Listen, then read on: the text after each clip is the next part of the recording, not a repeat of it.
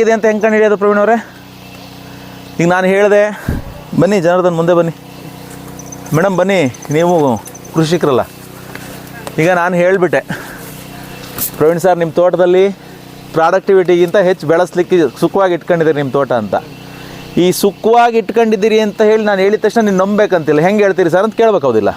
ನೀವು ಕೇಳಿದ್ರು ನಾನೇ ಹೇಳ್ತೀನಿ, ನಿಮ್ಮಲ್ಲಿ ಗರಿಗಳು ಅವಶ್ಯಕತೆಗಿಂತ ಹೆಚ್ಚು ಬೆಳೆದಿದ್ದಾವೆ ಅನಿಸುತ್ತಾ? ಗರಿಗಳು ಅದೇ ನಮಗೆ ತೊಂಡೆ ಸಪ್ರ ಇದ್ದಾವೆ, ಗರಿಗಳು ಉದ್ದ ಬಂದಿದ್ದಾವೆ ಅಷ್ಟೇ. ಹಿಂಗಾರ ಅದು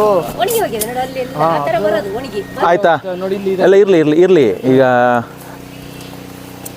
ಗರಿಗಳು ಅವಶ್ಯಕತೆಗಿಂತ ಹೆಚ್ಚು ಉದ್ದ ಆಗಿ ಬಲಿಯೋದಕ್ಕಿಂತ ಮುಂಚೆನೆ ಸೊಂಟ ಮುರ್ಕೊಂಡು ಬಿದ್ದಿದ್ದಾವೆ ಒಂದು. ಎರಡನೇದು ಬಂದ್ಬಿಟ್ಟು ನಿಮ್ಮ ಗಿಡಗಳು ಹಿಂಗಾರವನ್ನು ಮಾಡ್ಕೊಳ್ಳುವಲ್ಲಿ ಸಫಲ